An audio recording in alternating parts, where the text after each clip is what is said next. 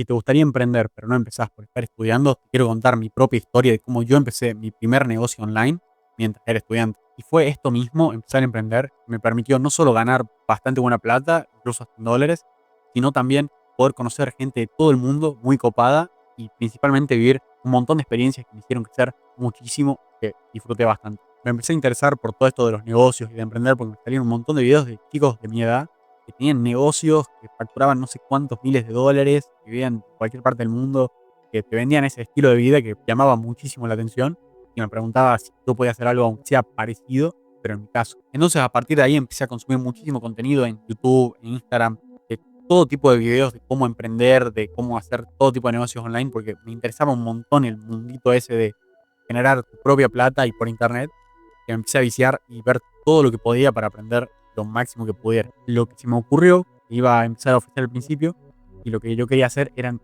posts de Instagram para marcas de suplementos. Una cagada. Yo lo único que sabía hacer era usar Canva, un poquito. Y en ese momento no tenía la mentalidad de decir, aprendo una habilidad o no sé, hago algo de valor por alguien. No, yo quería hacer tipo, lo más fácil y quería hacerlo ya. Entonces, como lo único que sabía hacer entre comillas, porque no era tampoco nada extraordinario, era hacer no sé, cosas en Canva. Dije, bueno, hago post en Instagram tipo carrusel para gimnasios, marcas de suplementos y nada, se los ofrezco porque a mí me gustaba justo ese tema del gimnasio. Entonces digo, bueno, capaz les puede servir.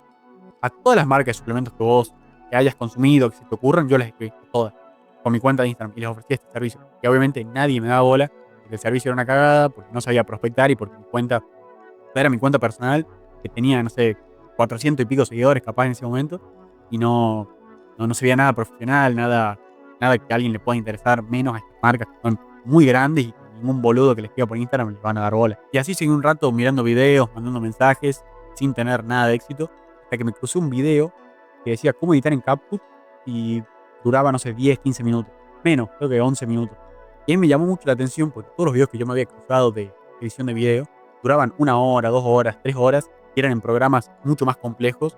CapCut. Yo ni sabía que CapCut tenía una versión para la computadora. Ese video era cómo editar con CapCut para la computadora y duraba eso, 11 minutos.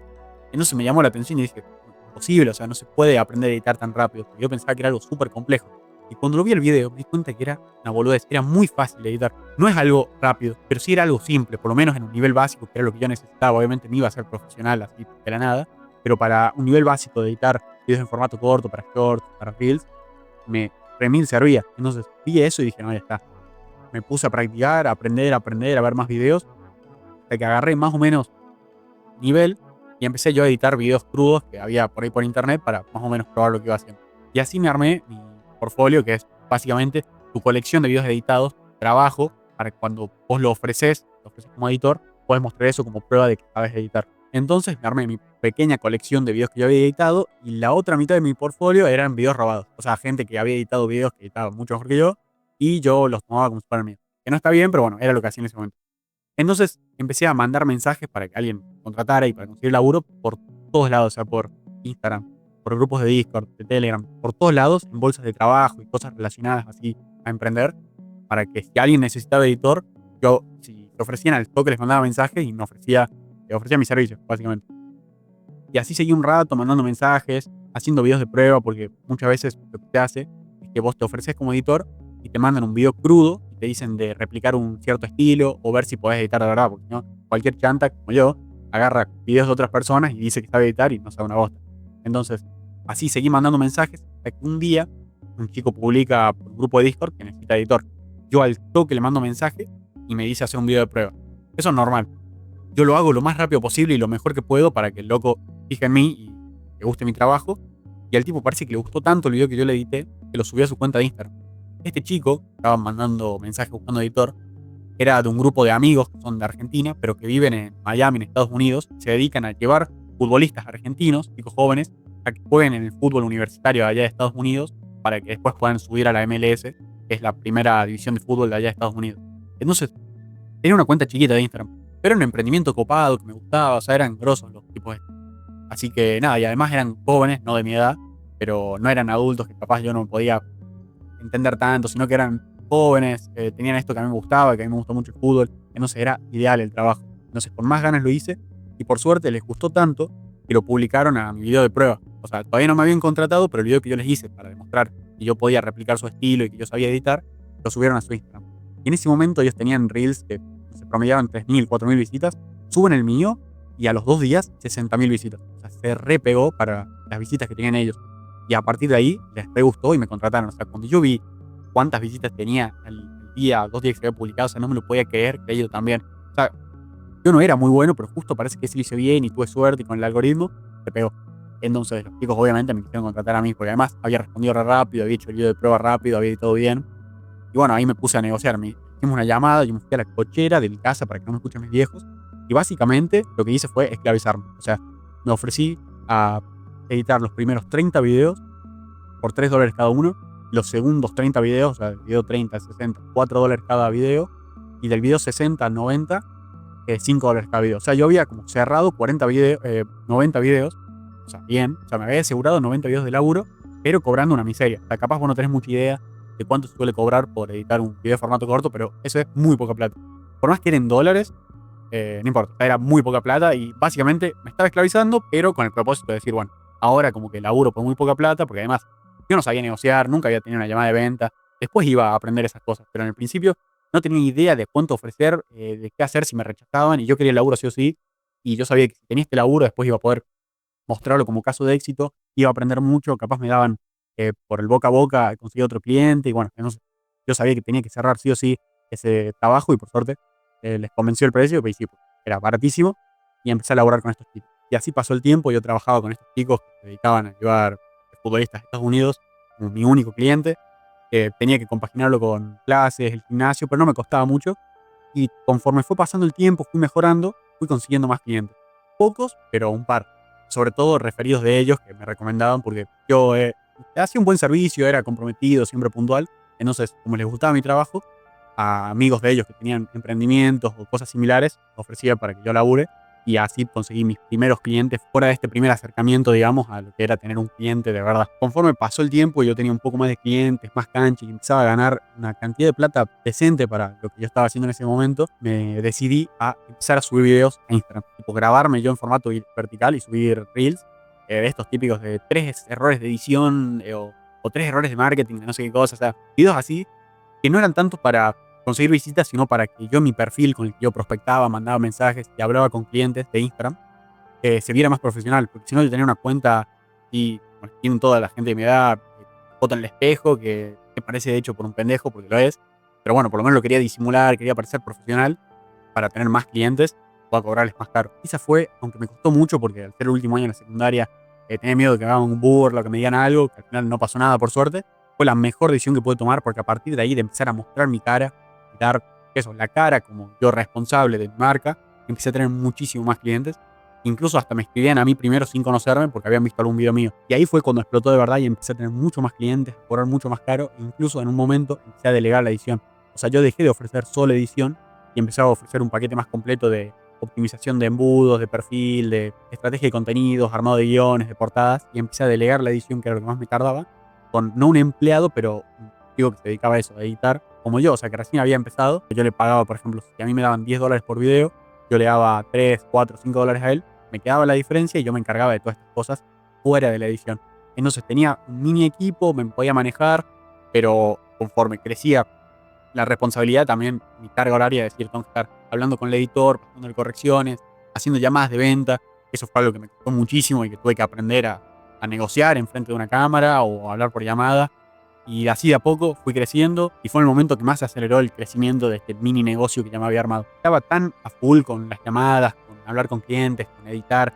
Incluso en la escuela estaba todo el día con el celular. O sea, si no estaba haciendo portadas en Canva, estaba escribiendo guiones, estaba incluso editando a veces el output del celular. Y estaba, pero siempre con el teléfono. Y es más, lo que me pasaba muchas veces es que mis clientes, la mayoría como eran adultos y trabajaban en horario laboral habitual, o sea, en la mañana, yo tenía clases en ese horario. Entonces muchas veces me hablaban o me escribían para hacer una llamada o me llamaban directamente o yo quería hablar con ellos, quería hablar por llamada, yo estaba en clase.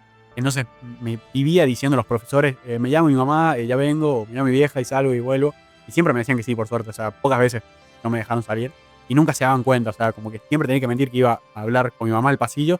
Y bueno, estaba 15 minutos ahí en llamada con el celular y después volvía. Como era el último año de la secundaria ya para ese momento, medio que mucho no importaba porque no era como clase hacíamos muchas cosas, estábamos medio al pedo, así que por suerte ningún profe nunca me hizo problema, pero siempre con mis amigos nos reíamos que yo iba a hacer cualquier otra cosa menos a hablar con mi mamá. O sea, como que siempre le decía eso a los profes y nos cagábamos de risa porque nada que ver. Incluso me acuerdo de tener un cliente que era de Islas Canarias que se llamaba Mohamed, supongo que porque era de origen marroquí o algo así, y de mandarle audios por WhatsApp ya a mis amigos que yo les decía, hola Mohamed, no sé qué, y se cagaban de risa de fondo.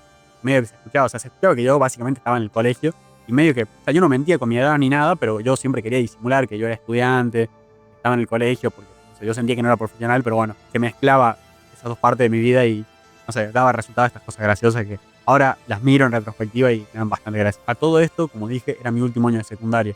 Y para cuando llegó diciembre, yo ya sabía que si estudiaba, iba a estudiar ingeniería en sistemas y acá en Córdoba. Porque yo soy de La Rioja y en ese momento tenía que decidir si me mudaba para estudiar o me quedaba en La Rioja metiéndole al negocio. Lo que descubrí en ese momento que lo que más me apasiona es emprender. Me encanta, o sea, todo lo que tiene que ver con este mundo de gestionar negocios, de administrar, de eso, de emprender en general, me gusta muchísimo y yo sé que me quiero dedicar a eso. Pero no sabía si en ese momento o más adelante, capaz en mi vida. Yo había luchado durante 2 años, todo el día, todos los días, lo único que pensaba era el negocio, lo único que hacía prácticamente. Nunca me restringí, no ir a un pádel, no ir a jugar al fútbol por estar en la compu, o sea, jamás. Dije, no lo hago para quedarme trabajando más, pero sí estaba muchísimas horas y me había costado mucho esfuerzo y dedicación llegar hasta donde había llegado con ese emprendimiento que me había hecho. Entonces tenía la decisión de dejarlo e ir a Córdoba a la universidad o seguir con el negocio en La Rioja yo solo sin estudiar. El tema era que yo no podía compaginar las dos cosas. El modelo de negocio que yo tenía, si bien no me quitaba todas las horas del día, pero era bastante exigente con las horas y sobre todo yo no tenía flexibilidad. Ese era el tema. También no eran muchas horas del día, pero yo no podía elegir bien a qué hora quería trabajar o a qué hora quería tener llamadas porque dependía mucho de los usos horarios de mis clientes o de cuándo querían hacer tal cosa. O sea, sin entrar en detalles, yo estaba atado a las responsabilidades que yo tenía y a los clientes, cómo se manejaban ellos. Entonces, no era algo flexible que yo sabía que iba a poder llevar a la universidad. Era o una cosa o la otra. En el momento la decisión me pesó muchísimo y sufrí mucho para decidir, porque sobre todo no quería soltar, no quería matar este proyecto mío que me había costado tanto tiempo y que me había dado tan buenos resultados y empezar de cero o quedarme en cero de vuelta. Y no por la plata, sino porque me había costado mucho llegar hasta donde había llegado y sentía que lo estaba perdiendo si no lo seguía.